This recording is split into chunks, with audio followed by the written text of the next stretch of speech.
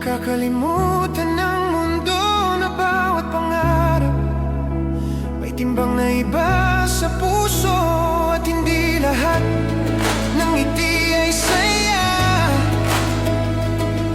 Minsan tawa lang yun para di ka mag-alala. Kaya bago mo sabihing madali lang yan, subukan mong marinig ang kanilang katahimikan. Baka sa pagitan ng bawat